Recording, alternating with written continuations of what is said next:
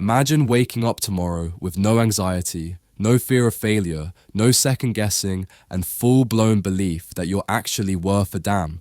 Sounds like a scam, right? Well, it kind of is, if you keep doing what you're doing. Because let's be real, you scroll through TikTok for dopamine hits, compare your life to strangers on Instagram, and then wonder why your confidence is in the toilet. You can't even order a coffee without mentally rehearsing it 5 times and praying the barista doesn't ask questions. But here's the kicker. You're not broken, you're just lazy about managing your mind. And Norman Vincent Peale, a preacher, not a personal trainer, has a blueprint from the 1950s that'll punch your defeatist mindset in the throat. This is the power of positive thinking, and it's either gonna piss you off or set you free. Norman Vincent Peale was a pastor, but not the whispery, halo-headed kind. This guy was more like a spiritual street fighter. His church, Marble Collegiate in New York City, one of the biggest pulpits in America. His mission, to rewire how ordinary people thought about themselves, their God, and their ability to thrive in a world that keeps trying to break them. The power of positive thinking isn't just a book, it's spiritual dynamite disguised as self-help. Peale doesn't tiptoe around your feelings. He hands you a toolkit of ancient wisdom, prayer, and psychological warfare against your own mind. He believes your biggest enemy isn't the economy, your upbringing, or your boss. It's you, and the toxic crap you allow to grow in your head like mold. Disclaimer: this video falls under the Fair Use Act.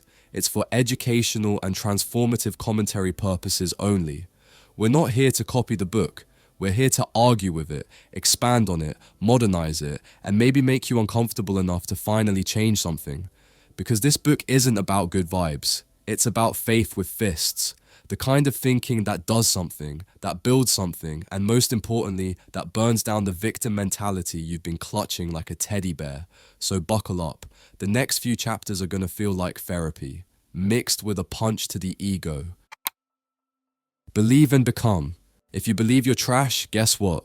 You'll act like trash. You'll think like trash. You'll sit around life's dinner table begging for scraps when you should be holding a damn carving knife.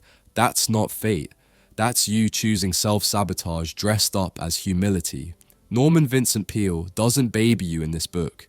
He doesn't offer a soft pillow for your feelings. He smacks the excuses out of your mouth and replaces them with one unshakable idea. Belief, real belief, is a weapon. And if you're not using it, you're losing every battle before it starts. Peale starts by dragging the cancer that is self-doubt into the light. He knew most people are walking around infected with something more dangerous than any virus. The belief that they're not enough. Not smart enough, strong enough, spiritual enough, pretty enough, talented enough. And so they shrink, they procrastinate, they play small and call it wisdom. He tells the story of a businessman on the brink, a deal so big it could make or break him. But this guy, like most people, walked into the biggest moment of his life with a head full of failure. "I just don't believe I can do it," he says. Sound familiar? That's not logic, that's mental poison. And Peale's prescription? Faith, not blind optimism, not think happy thoughts. He's talking about gut-level, steel-spined conviction in yourself, in your God, and in your ability to stand up to life without flinching. Because belief isn't just a mindset, it's a spiritual tool. It opens doors that talent alone can't even knock on. Let's be real. The reason you're stuck isn't because the system is rigged or people are mean or you had bad parents. It's because you gave up control of your own mind. You let your anxiety narrate your life like it's a damn audiobook. You overthink every opportunity and underperform every task and then blame fate when it falls apart. But Peale gives you tools to fix that. He tells you to repeat this verse until it's tattooed on your soul. If God be for us, who can be against us? Romans 8:31. And then he slaps a twist on it. Don't just read it, personalize it. If God be for me, who the hell can be against me? Try saying that next time you're scared. Watch your spine straighten up. You see, belief without peace is just noise. Confidence without calm is chaos with lipstick. That's why Peale shifts from belief to inner stillness, because a panicked mind can't create power. The world screams at you all day. news alerts, toxic social media, critics, comparisons, chaos, and yet you wonder why you feel so weak. The truth? You're not drained because you do too much. You're drained because you never shut up. Your mind is a freeway for intrusive thoughts and anxiety. You've got traffic jams of insecurity backed up from childhood to now. But guess what? Peale says you can reroute that entire mess with something revolutionary. Silence. 15 minutes of stillness a day. That's all he asks. No phone, no scrolling, no crisis managing. Just sit, shut up, listen, breathe. You think you don't have time?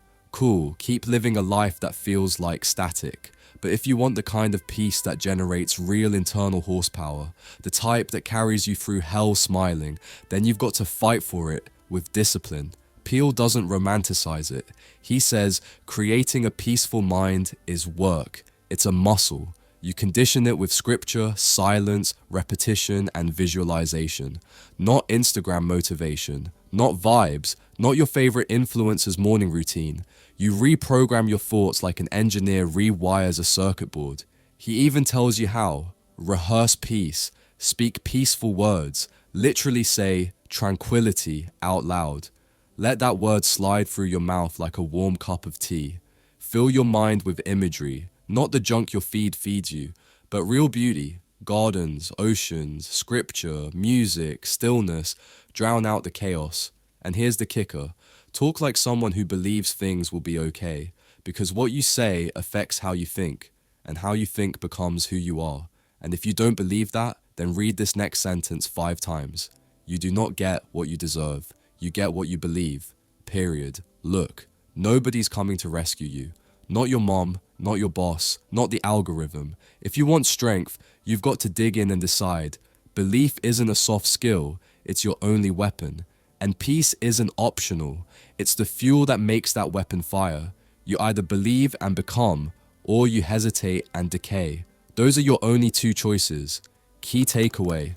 Belief is the foundation of all personal power, but belief without peace is unstable. True power is forged at the intersection of unshakable self-faith and cultivated inner stillness. You've got to believe like your life depends on it, because it does. Favorite quote, "If God be for us, who can be against us?" Energize your everyday. If you wake up every morning needing 3 cups of coffee, 4 TikTok scrolls, and a mild existential crisis just to function, let me break it to you gently. You're not tired. You're spiritually dehydrated. You're not lacking energy. You're leaking it like a busted pipe. And worst of all, you've accepted that as normal. That's the actual illness. This is what Norman Vincent Peale is screaming at us, not with TikTok-worthy catchphrases, but with stories, scripture, and what feels like a divine slap in the face. Energy isn't a bonus for lucky people. It's a spiritual byproduct of alignment. And if you feel like a dead phone on 3%, it's probably because you've been running your life on airplane mode with God. Peale says the secret to constant energy isn't some biohacking formula. It's not found in yoga mats or intermittent fasting. It's conviction. It's burning for something bigger than yourself. A person on fire doesn't get tired. They get more dangerous. Want proof? Look at the guy who gave 7 speeches in one day and still bounced around like a toddler on Red Bull. Why?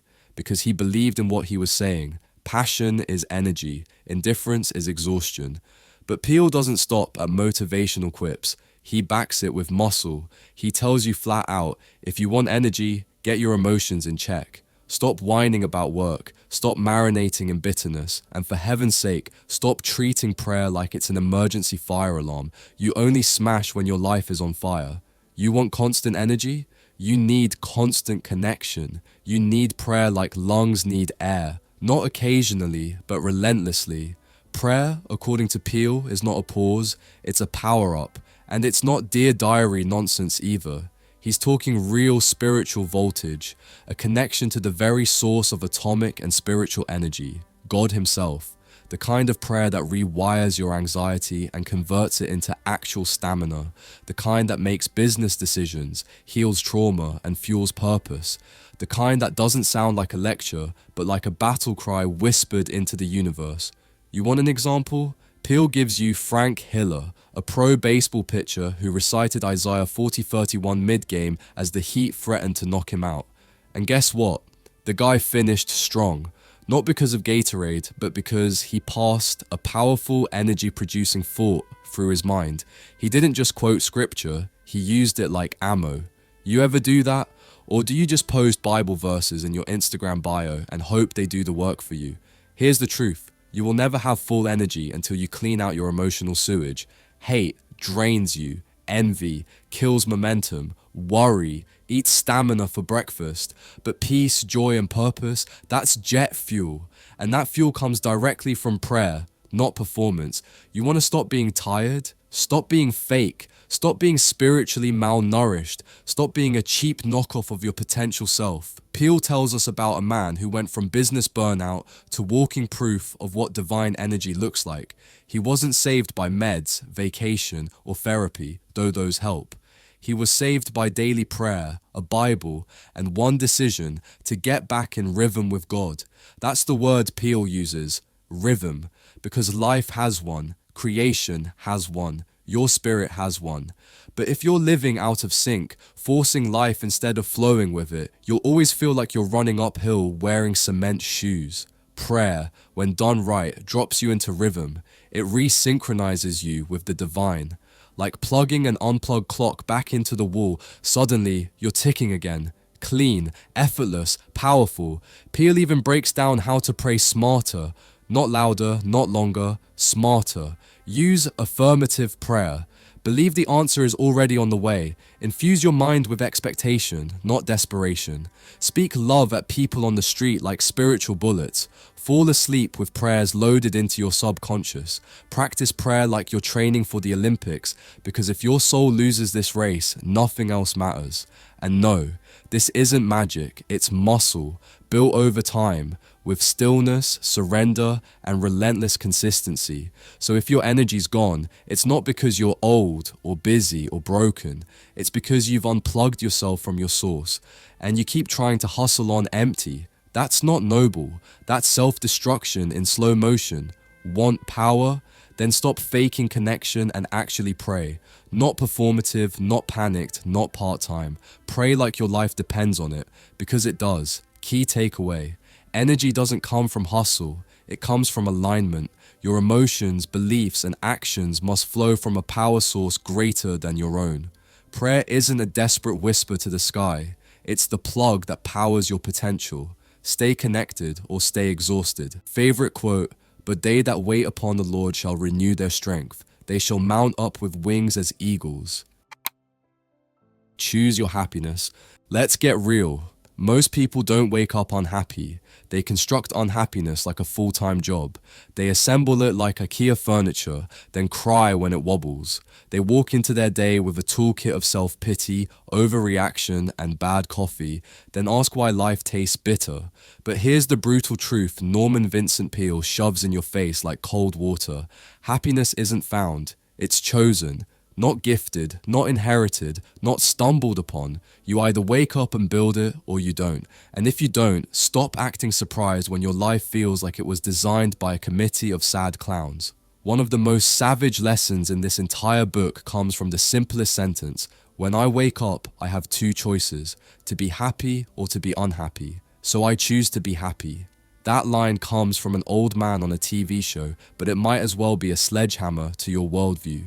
Because let's be honest, how many of us get up and deliberately choose misery? You rehearse it. You start your day by saying, "Ugh, today's gonna suck," like that somehow protects you. It doesn't. It programs your mind to sabotage everything before you even step out of bed. Peale calls this mental self-harm exactly what it is, a habit, and he doesn't sugarcoat it. If you can learn to brush your teeth, you can learn to brush your thoughts. If you can scroll for 2 hours, you can spare 30 seconds to rehearse something joyful. Instead, people choose misery because it feels familiar, like an old hoodie that stinks but fits. You're addicted to your own emotional junk food, and it's killing your spirit in slow, Instagrammable increments. Let's get this straight. Fuming and fretting isn't processing your emotions, it's just immaturity with a grown-up salary. You overheat your own nervous system, stew in your own emotional vomit, and call it a bad day. No, it's bad thinking, repeated, reinforced, and worshipped like a sacred ritual, and Peale is not having it. He says plainly, stop fuming, stop fretting, stop sabotaging your own inner peace like a toddler throwing a tantrum in a Gucci store. How? First, lower your damn pace. Everyone's sprinting, and for what? To get to the next stress checkpoint faster? You're not a machine, but you treat yourself like one. Then wonder why you're exhausted, anxious, snappy, and low-key impossible to be around. Peale says, reduce your pace emotionally and mentally, even if you're sitting still. Some of you are doing yoga, but your brain is doing NASCAR. Sit, breathe. Stop pretending urgency equals value. He tells stories that slap. Like the businessman who complained about his life so much, it was like watching someone gargle battery acid every morning. Peale didn't coddle him. He gave him thought conditioners, little mental vitamins of positivity to consume daily. At first the guy thought it was hokey, but after a few weeks of actually following the plan, boom, different man, same job, same marriage, different thoughts, and that changed everything. Peale pushes hard on emotional control. Control your body when anger rises. Whisper when you want to scream. Stretch out your fingers when you want to throw punches. You can't shout yourself into joy. You can't hate sprint your way into peace. The real flex? Staying calm when everything else is chaos. That's grown man, grown woman energy. That's spiritual muscle. And then there's the happiness habit. Peale says it's simple. Practice thinking happy thoughts. Yeah, it sounds like kindergarten, but guess what? Most people need remedial joy class. Every morning before you even touch your phone, run a reel of happy expectations in your mind. Picture what could go right. Say out loud, this is the day the Lord has made. I will rejoice and be glad in it. Not because it's magic, but because words shape reality. You say trash, you live trash. You say triumph, you live higher. It's not superstition, it's spiritual science. Happiness isn't just a decision, it's a declaration. It's walking into a world built on chaos and choosing to build order in your mind. It's choosing love over pettiness, hope over whining, and faith over forecasting doom like a doomsday prophet on Twitter. The catch? You can't fake it. You have to want to change more than you want to stay comfortable in your misery. That's the hardest part, because unhappiness for a lot of people is like a toxic relationship. It's awful, but at least you know how it works. Peale dares you to get out, build new thoughts, use affirmations, pray with confidence, speak life, not drama. And if you still think that's too simplistic, maybe simplicity is exactly what your cluttered, caffeine-fueled, constantly outraged mind needs. Maybe you don't need more insight. Maybe you just need to choose to stop being miserable and finally mean it. Key takeaway: happiness is not an accident, it's a practice. It's a mindset you build, moment by moment, by choosing peace over panic, gratitude over griping, and vision over victimhood. Your joy isn't stolen, it's surrendered. Favorite quote: this is the day which the Lord has made. I will rejoice and be glad in it. Expect success and refuse defeat. If you've already decided it won't work, congratulations. You've already won the race to the bottom. People walk into dreams like they walk into haunted houses, terrified, already rehearsing failure, convinced the ghost of defeat is hiding behind every opportunity. But here's what Norman Vincent Peale throws at your doubt-soaked mindset. Defeat only wins when you shake hands with it first. You don't fail because the world is brutal. You fail because you expected to. You forecast your own collapse and then manifest it like a self-fulfilling psychic doing a party trick. And Peale isn't polite about it either. He says straight up, if you're thinking defeat, you're going to get defeat. That's not philosophy. That's physics. Mental gravity drags your whole life in the direction of your dominant thought. And let's be blunt. Most people are addicted to pessimism. It feels smart. It feels adult. You want to sound realistic? Great. You're also signing the lease to mediocrity with every self-deprecating joke and failure forecast you spew out. But Peale shows you real realism, and it starts with believing the best isn't just possible, it's already waiting for you to stop blocking it with your inner coward. Take the story of a man who was failing at everything: relationships, business, personal goals, you name it. Then he heard one Bible verse, not for the first time, but the first time it landed. If thou canst believe, all things are possible to him that believeth. Mark 9:23. The guy didn't just read that, he rewired his entire mind around it. And suddenly, his life turned from a mess to a movement. Belief changes the lens. You stop asking, what if I fail? And start asking, what if I dominate? That tiny shift. It's the hinge that swings open the giant door. Because let's be honest, your problem isn't lack of ability, it's that your heart isn't in it. You're hedging, holding back, like a trapeze artist afraid to fully let go of the bar. But halfway effort equals halfway results, and halfway results feel a lot like full-blown defeat. Peale's method is maddeningly simple. Decide what you want, make sure it's right, visualize it with intensity, pray it with purpose, and expect it with insane persistence. That's it. But here's where the confrontation begins. You don't do that. You second guess. You aim vaguely. You play it safe. And you call it wisdom when it's really fear dressed in a suit. You want success? Get specific. Know exactly what you want. Picture it every day. Say it out loud like it's already happening. Not some vague, I hope things get better. Be precise. I expect to double my income. I expect to publish the book. I expect to be healed. And then work like you actually believe it's on the way. Because guess what? Expectation is power. Not magical, airy-fairy, woo-woo power. Real, psychological and spiritual magnetism. You attract what your inner thermostat is set to. Set it to defeat, and guess who shows up? But set it to victory, and even if you trip, you fall forward. Peale talks about the obstacle man, the guy who walks into every situation with a pocket full of problems before the opportunity even speaks. He's the intellectual pessimist, always calculating why things won't work, calling it realism. But he meets a man with actual power, the kind that says, I remove obstacles. I don't negotiate with them. That's the clash of worldviews. And guess who builds empires? Not the guy listing all the reasons something won't work. Here's where most of you get it wrong. You think belief is some bonus emotion, like dessert after logic, but belief is the engine, it's the battery, it's the spiritual voltage running your system. Without it, everything dies. Dreams, ambition, relationships, purpose, all of it. There's a reason Peale includes war generals, sports champions, broke saleswomen, and entire baseball teams in his examples. These aren't just success stories, they're evidence.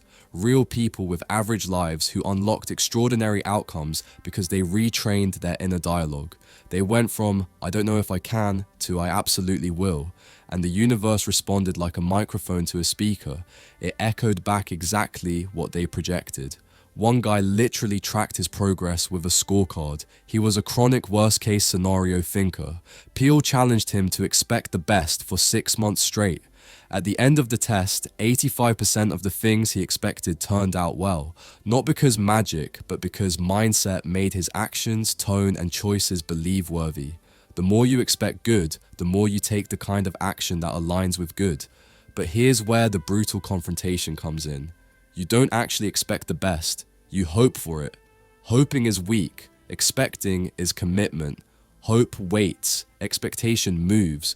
You hope your business grows, you hope your marriage heals, you hope your body recovers, but then you act like it won't. That gap, that's the crack where defeat walks in. Stop hoping, start expecting, and then act like the kind of person who expects to win. You'll walk different, talk different. You'll take risks again. You'll stop asking permission to succeed. You'll refuse to stay down because you know, not think, not wish, know, that victory is your default setting. Key takeaway, success doesn't come to the most talented, it comes to the most expectant. Belief is not about avoiding defeat, it's about refusing to live like it already happened. Train your mind to expect the best, and your life will eventually mirror that internal conviction. Favorite quote, If thou canst believe, all things are possible to him that believeth. Break worry, build solutions. Let's call it out for what it is. Worry isn't humility, it isn't caring, it isn't thinking things through. It's self-torture in a hoodie, pacing your brain like a prison cell. It's fear's favorite tool and your creativity's worst enemy. You want to know why you're stuck? Why your energy's drained, your relationships tense, your sleep trash, and your guts in knots? You're worshipping at the altar of worry. And Peale steps in with the most offensive thing of all. It's your fault, and you can stop it. He says it like this: worry is a habit. You weren't born doing it. You learned to worry like you learned to ride a bike, except instead of using training wheels, you used trauma. But here's the stinger. If you can learn it, you can unlearn it. And Peale gives you the exact tools to beat it. And no, they're not vague mantras or Instagram quotes. This is war. It's time to uninstall the virus running your internal OS. You start by recognizing worry as an addiction, an emotional tick you're secretly proud of because it makes you feel responsible. But what it really does? It chokes you, literally. The word worry comes from the Anglo-Saxon for to strangle. Every time you overthink, you're mentally grabbing your own throat. You're the attacker and the victim in the same crime scene, and then you wonder why nothing flows. Peale gives you a spiritual detox, and step one is this. Worry is just a bad mental habit, and I can change any habit with God's help. That's the anchor. You change the script, you change the outcome. He lays out a 10-point plan that reads like boot camp for your brain. Morning affirmations, mental flushing, faith replacements, positive speech, anti-worry rituals, and spiritual accountability like Jesus is literally walking beside you. You think this is soft? Then go talk to the executive who is unraveling from stress until he put a literal trash can on his desk and labeled it, "With God, all things are possible." Whenever a worry crossed his desk, he'd toss it, physically. That basket wasn't decoration, it was surrender. And once surrendered, the same problems that were unfixable suddenly became manageable. Why? Because his brain stopped being a war zone and started being a workshop. Peale doesn't deal in theories. He stacks his method with case studies, executives, wives, ministers, wrecked men, and every one of them found peace not through avoidance but through partnership. They didn't sit around hoping for better days. They practiced dropping the mental poison and replacing it with trust. And the part that offends most people? Worry is a choice, a default setting you keep clicking yes on. You think you're helping the situation by stressing out, when in fact you're feeding the monster. People don't want to admit it because worry gives them an identity. I'm just a worrier, they say, like it's genetic. No, it's lazy spirituality. It's the coward's version of problem solving. Now, let's talk solutions. You want to get rid of worry? You don't just empty the mind, you replace it. You can't just think less, you have to think right. Faith isn't just a warm feeling, it's the replacement plug for fear. Pour it in daily like it's your job. Peale suggests doing it obsessively. Affirmations, prayer, visualization, and conversations soaked in hope. And if you don't feel like it, that's when it works best.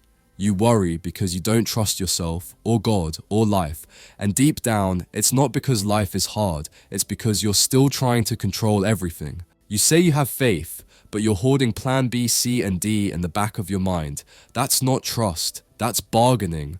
One guy Peale talks about developed a nightly ritual. Before leaving work, he'd rip the date off his desk calendar, throw his stress in the trash, literally, and refuse to carry yesterday into tomorrow. That's not symbolic, that's spiritual muscle memory. He wasn't managing stress, he was rejecting it. And when the problems do hit, Peale's approach is military. Don't just flail, strategize, break big problems into bite-sized, solvable pieces. Don't hit the tree trunk first, start snipping the branches. That means cut off the smaller stressors, adjust your language, quit the what-if talk, hang out with hopeful people, and if someone wants to gossip or stress spiral, interrupt them with faith like it's a fire extinguisher. Because here's the scary truth. Most of your stress isn't from your situation. It's from your reaction to it. And until you deal with your overactive mental rehearsals of failure, you're just a hamster in a high-stress wheel. Peale wraps it up with a single nuclear truth. Fear is the most powerful of all thoughts, except for one, and that one is faith. You want to be free? Then you have to feed the one that serves you and starve the one that doesn't. Faith must become your default. And the only way that happens? Daily, repeated, aggressive training of the mind. Key takeaway: worry is a mental parasite. It lives in your thoughts, feeds on your power, and dies the moment you replace it with faith. Every second you spend worrying is a second you could spend solving. Train your brain to strategize, not spiral. Favorite quote: worry is just a very bad mental habit, and I can change any habit with God's help. Faith heals and recharges. Alright, brace yourself. Because this next chapter isn't for the casually tired, the I'll just push through it types, or anyone out here chugging coffee like it's a personality trait. This is for the drained, the burned out, the quietly dying inside. And more importantly, it's for the people pretending they're not. Let's talk about energy. Not the fake Red Bull kind, not your fake hustle on Instagram.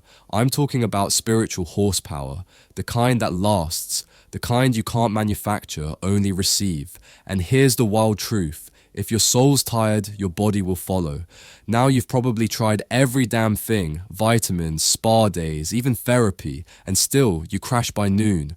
Why? Because you're trying to plug into the wrong power source. You're drawing your energy from the grid of productivity, ego, performance, and fear. That's like trying to power a Tesla with a potato battery. It doesn't matter how advanced you are. If the current's trash, so is your output. Norman Vincent Peale doesn't whisper this at you. He shouts it through stories, healed bodies, and reborn lives. Your energy problem isn't physical, it's spiritual. Real power, the kind that raises the dead parts of your life, comes from one place: faith. And faith in this book isn't a soft pillow, it's a power plant. It's the turbocharger most of you refuse to use because you're too busy being logical. Meanwhile, you're still exhausted and can't figure out why. Peale walks through countless stories of people whose bodies were shutting down, not because they were sick, but because they were misaligned. Executives with mental breakdowns, housewives who couldn't get out of bed, doctors who were brilliant but spiritually bankrupt. What did they all have in common? They had no connection to the invisible force that created them. They had technique, but no trust. Therapy, but no transformation. And when they finally got desperate enough to pray like they meant it, to believe like it mattered, something snapped and power returned. Here's the kicker: you don't have to be religious to get this. You just have to admit you're not in control. Most of you are your own gods, and terrible ones at that. Your decisions, your timelines, your effort, your stress. How's that working out for you? Still exhausted? Still bitter? Maybe it's time to let go of the wheel and hand it back to the engineer. Faith, when used correctly, doesn't just heal, it rewires. The mind, the nervous system, even the body. Peale tells the story of a businessman who was given months to live. Instead of surrendering to fear, he rewrote his schedule around rest, scripture, prayer, and visualization. Not affirmations like, "I am strong," but declarations like, "God is my strength." That subtle shift took him from dying slowly to living purposefully. And guess what? He didn't just survive, he became stronger than he was before the diagnosis. Not because of miracles, but because of alignment. Faith isn't superstition, it's science most people are too prideful to explore. Even secular medicine now acknowledges the power of belief. The body responds to expectation. The nervous system mirrors mindset. Stress hormones or healing chemicals, it all depends on your thoughts. So if your mind is a cesspool of fear, no wonder your body follows. Peale even quotes doctors and scientists who admit they've seen inexplicable recoveries, always surrounded by one thing: unshakable belief. The people who lived when they shouldn't have, they weren't lucky. They were spiritually loaded. When the doctors gave up, they leaned in. Not to fantasy, but to faith, to presence, to peace. You can't measure that on a chart, but you sure as hell see the results. And still, most people would rather die on the hill of being realistic than humble themselves into healing. You keep saying, it's not that easy, but guess what? It's not supposed to be. Peale never said this is magic. He said it's a formula. You've got to practice it like it's medicine, because it is. Not the kind you swallow, the kind you speak, the kind you believe, the kind you live. Want your vitality back? Drop the ego, drop the fear, and maybe for once in your life, try full surrender. You've tried everything else. Why not let your creator be the doctor for once? Key takeaway: healing isn't found in a bottle, it's found in belief. The moment you stop seeing faith as a wish and start using it as a tool, everything in your body and mind starts shifting. When you sync your rhythm with divine energy, burnout isn't your baseline anymore. Boldness is. Favorite quote: faith properly understood and applied is a powerful factor in overcoming disease and establishing health. Renew your mind. Have you ever met someone who always seems calm under pressure? Like everyone's losing their minds around them, emails on fire, deadlines screaming, family blowing up group chats, and somehow this person's just chill. You might assume they're either heavily medicated or in denial, but here's the truth. They've figured out something you haven't. It's not that they're more skilled. It's not money. It's not some genetic gift. It's mental mechanics. They know how to keep their brain from eating itself alive. Now, before you roll your eyes and say, well, must be nice, let's cut the excuses. You've built an identity around being tired, frazzled, and miserable. You've actually convinced yourself that being stressed out equals being responsible, that working until you drop is some badge of honor. You're not noble, you're burned out. You're not strong, you're scared. And the worst part? You're addicted to the chaos because it distracts you from the fact that your life feels empty. So let's rip that lie out by the roots. What Norman Vincent Peale hits with brutal clarity here is this: you are what you habitually think. That's not spiritual fluff. That's neuroscience before people even called it that. The chapter starts with the idea that your thoughts are living, breathing, working forces. They're not just mental noise, they're architects. And every single one is laying bricks, building either a prison or a palace. If you're constantly telling yourself you're tired, unlucky, stuck, overwhelmed, guess what? Your life will work overtime to prove you right. You'll sabotage opportunities just to stay loyal to the story you've been rehearsing for years, because comfort zones aren't always comfortable. Sometimes they're just familiar cages. You know the bars, they feel safe, you hate them, but at least they're predictable.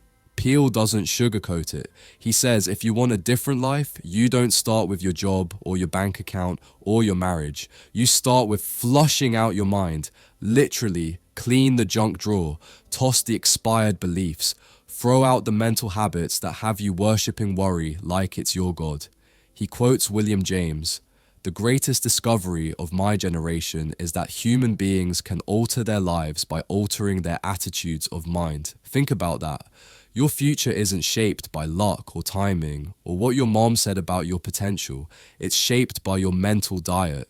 You can either keep feeding your brain anxiety Pop-Tarts or start giving it something that actually fuels change. The practical side of this is ruthless. Peale gives 10 rules for operating with easy power, and none of them let you off the hook. Here's what he says without saying it. If your work feels hard, if your relationships feel tense, if your daily life is heavy and bitter, it's probably not your circumstances. It's you. You're over-efforting, over-controlling, and under-trusting. You act like the world will collapse if you loosen your grip for 1 second. That's ego, that's insecurity, that's fear wearing a mask of responsibility. You think if you don't micromanage everything, it will all fall apart. But guess what? Your life's already crumbling. Not because you're lazy, but because you're too proud to admit that tension isn't strength, it's dysfunction. So Peale's advice: back off. Stop trying to be Atlas holding up the world. You're not God. You're not the CEO of the universe. Take a breath, take 10. Learn to live like the sun. It doesn't rush, doesn't freak out, doesn't answer emails, and yet it powers the entire planet. You trying to out-hustle the sun is not ambition, it's delusion. Let's get painfully practical for a second. You can't pray once a week and expect peace to last. You can't read one motivational quote and call it mindset work. You can't meditate once every breakdown and call it a lifestyle. You want peace? You need process. You need patterns. You need rituals that keep you plugged in when the Wi-Fi of your soul keeps dropping. Peale talks about people taking 10 to 15 minutes every morning to be still, to meditate, to read something nourishing. That's not spiritual fluff, that's strategy, that's emotional hygiene. And the kicker? Real power doesn't look like noise, it looks like poise. If you're always reacting, you're not in control. You're a slave to your environment. The quietest person in the room is often the most powerful, not because they're passive, but because they're grounded. Calm isn't weakness, it's tactical brilliance. Peale also shreds the myth of I'm too busy to relax. He shows you CEOs, surgeons, politicians, even baseball legends like Ty Cobb, who performed better not by working harder, but by learning how to tap into something deeper. They weren't robots, they were masters of energy. They knew how to flip the internal switch from frantic to focused. You, though, you keep trying to solve emotional problems with brute force. That's why you're stuck.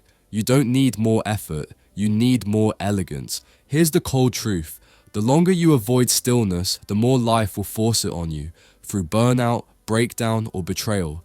You can either choose the pause or get slapped with it.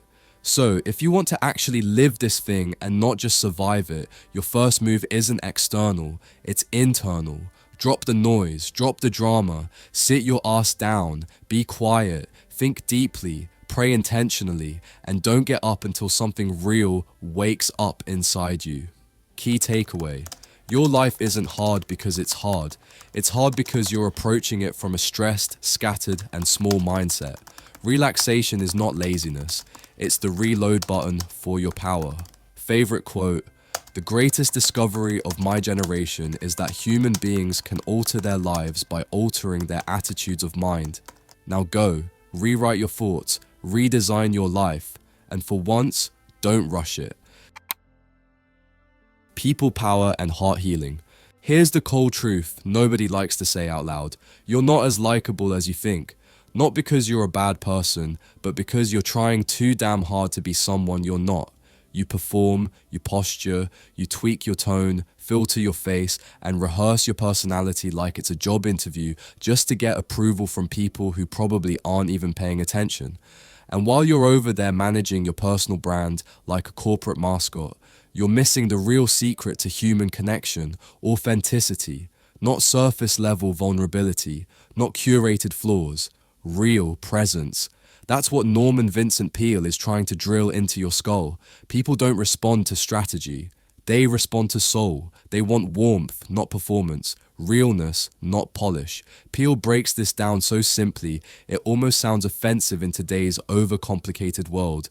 Be kind, be honest, be interested in others, say their name, smile, genuinely. And don't just network like some pyramid scheme zombie, actually connect, because people can smell fake like a wet dog in a subway. He tells story after story of people who became magnetic, not by trying to be charming, but by caring, by listening, by making other people feel seen. And if you still think this is too basic, then maybe you've been so caught up chasing validation that you forgot people don't need another polished avatar. They need presence. But it's not just about getting liked, it's about healing. Because let's be honest, you're not just trying to get people to like you, you're trying to fill a hole. A soul-sized wound that was probably opened by betrayal, disappointment, rejection, or just plain loneliness. And here's where Peale gets surgical. Heartache, real, agonizing, breath-stealing heartache isn't fixed with rebounds, distractions, or focusing on your goals. It's healed by grace, not just the kind you give others, the kind you give yourself. And for some of you, that's the hardest assignment in the whole book. You've made a religion out of self-hate. You punish yourself with guilt. You sabotage love when it shows up. You hold grudges like trophies, and then you wonder why you feel emotionally homeless. Peale says, healing doesn't come when life fixes itself. It comes when you let your heart get soft again. When you stop using pain as an identity badge. When you stop trying to protect yourself from every emotional threat by numbing the very part of you that was built to feel, connect, and belong. He talks about people who were shattered by loss, rejection, death, betrayal, and how they rebuilt not through revenge or denial, but by opening up again, trusting again, believing that love is worth the risk, that kindness isn't weakness, that connection isn't optional. It's the core of being human. And if you're still reading this thinking, that's not for me, Congratulations. You've officially become the cold, hard, cynical version of yourself you swore you'd never be. But there's still hope.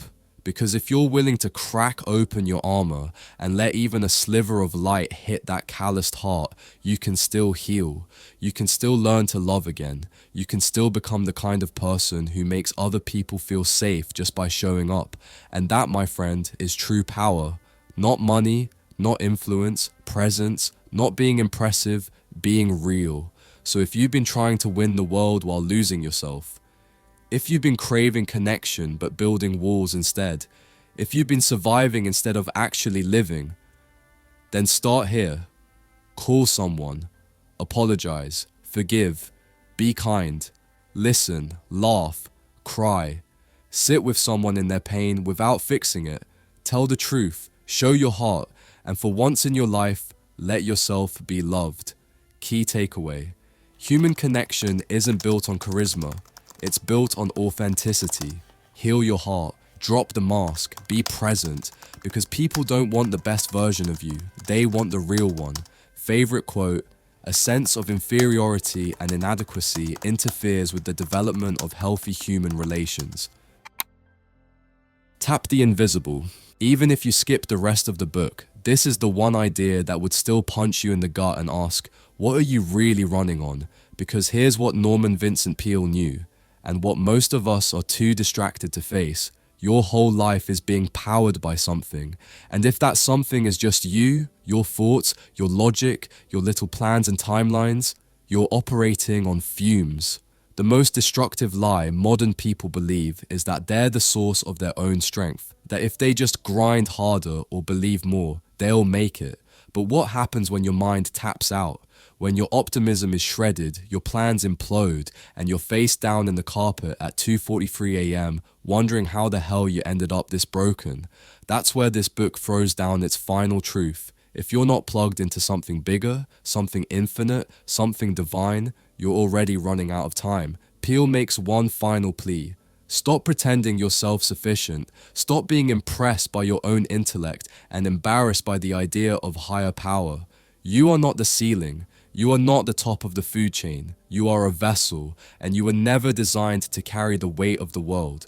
That's why anxiety crushes you, why depression drags you, why life feels like a treadmill on an incline with no off button. He says, if you want true peace, true strength, true fire, you've got to tap into the invisible. And the reason most people don't, it's not because they don't believe in God. It's because they don't want to give up control. They'd rather spiral in chaos than surrender their ego. They'd rather drown slowly than ask for help, because asking for help means admitting weakness. And weakness is the one thing modern humans fear more than death. But here's the secret that flips your whole mindset upside down. Surrender isn't weakness. It's the start of real power. It's where peace begins. It's where your tiny efforts connect to infinite fuel. And Peale isn't calling you to religion. He's calling you to relationship. A personal daily connection with something, someone who built the damn universe. And if that sounds too simple for you, ask yourself this: how's your complicated life working out? He tells the story of a man who spent years building, working, chasing success, and still felt hollow. Until one day, he simply said, I can't do this anymore. God, take over. And everything changed. Not overnight, not magically, but unmistakably. Life stopped being an uphill panic attack and started becoming something sacred, not because circumstances shifted, but because he did. That's what drawing from a higher power really means. It's not chanting, it's not wishful thinking, it's not hoping the universe gets your vibe. It's deciding once and for all, I'm done doing this alone. You make time to plug in every day, not out of desperation, but because you know the cost of disconnection is too high. And maybe you're still skeptical. Maybe you think this whole concept of tapping the invisible is spiritual fluff. Then look around. You're surrounded by people who have everything and feel nothing. People who've reached goals, hit numbers, married the dream partner, and they're still empty, still scared, still unfulfilled. If self-reliance was enough, why is everyone still so miserable? Because you can't be the source and the solution. You need more than what's visible, More than what's logical, you need something deeper, the kind of power that keeps you standing when your whole world falls apart. And that power doesn't come from you, it flows through you. That's the final challenge of this book. Stop reaching down, stop reaching around, start reaching up. And then, watch what happens. Key takeaway, you're not supposed to do life on your own strength. If you want peace that lasts, energy that sustains, and purpose that actually fuels you, plug into the infinite. God isn't your last resort, He's your only real source. Favorite quote, the secret of a better and more successful life is to cast your burden on God and let Him sustain you. Now that you know, the only question left is, will you reach, or will you keep pretending you've got this on your own? Conclusion. You've just been handed the blueprint to quit your excuses, rewire your brain, and finally wake the hell up to the life that's been waiting on you. Not a new life, your real life.